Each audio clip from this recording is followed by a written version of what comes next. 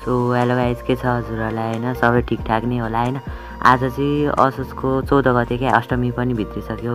दसैँको main second day आज नै हो सबैहरूको घरमा होइन। आज बिहान बिहानै उठेर म चाहिँ होइन मास्तिर घर लिप्नलाई लागेँ। अब सबैले लिप्ने टाइम आजै हो सबैजनाले। म चाहिँ घर ट्याक्क लिपेँ, काम नै यस्तै हो। अनि घर लिपेर आज माथि पूजा भयो। अनि दुर्गा पूजा आज खसी काट्ने भयो सबैको घरमा। घर सबै लिपेर होइन एकदम रेडी क्या, नयाँ जस्तै बनायो होइन। अनि घर यस्तै छ राम्रो। माथि पूजाको लागि चाहिँ बाहिर म चाहिँ बिहानै होइन नुहाएर ट्याक्क माथि एकदम उकालो बाटो हिँड्यौँ क्या। माथि बल्ल बल्ल घाममा बाफ्रे बाफ बल्ल बल्ल बल्ल माथि आयौँ होइन। माथि फेरि भिड एकदम धेरै थियो क्या। असेता ससेता ट्याक्क दियौँ होइन। हामीलाई चाहिँ भोक लागिरहेको, हामी चाहिँ अनि खाजा खान लाग्दैनौँ क्या। हामी बाटोमा खाजासाजा खानलाई आयौँ होइन। फेरि खाजा कुद्दै आएर हामीले चाहिँ चरपटे र पानीपुरी बनाउन लागिहाल्यौँ। धेरै भोक लागेकोले हामीले त चरपटे खाइहाल्यौँ। चरपटे सकेपछि पानीपुरी पनि आयो। पानीपुरी खाएर हामी चाहिँ यता फर्किँदाखेरि एकदम भ्यू चाहिँ एकदम दामी देखेको थियो होइन। मेरो 4GB ऱ्याम स्यामसङ ब्रान्ड भएर भ्यू चाहिँ एकदम राम्रो थिएन क्या। तपाईँहरूको सपोर्टले म नयाँ मोबाइल छिटै किन्न पाऊँ भन्ने आशा गर्छु होइन।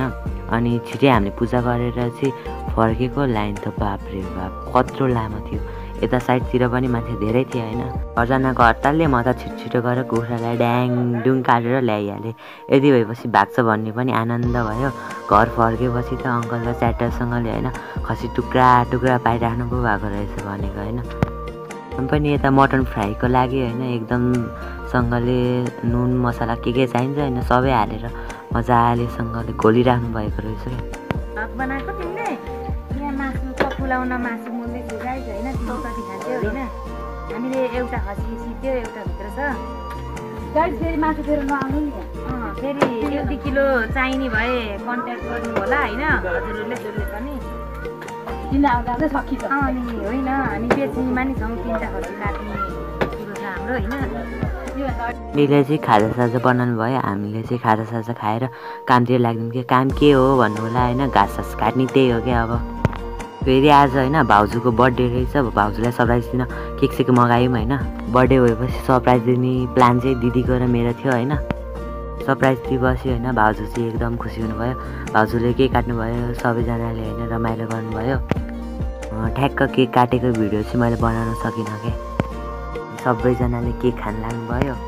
यता मैले पनि खाइदिएँ केक एकदम मजाले होइन। मिठो थियो, चक्लेटी फ्लेभर होइन। बर्थडे पनि सक्यो होइन। सबैले केक खाएर लाग्नुभयो आफ्नो घरतिर होइन, रुमतिर लाग्नुभयो। अब खाना बनाउन लाग्नुभयो कोही।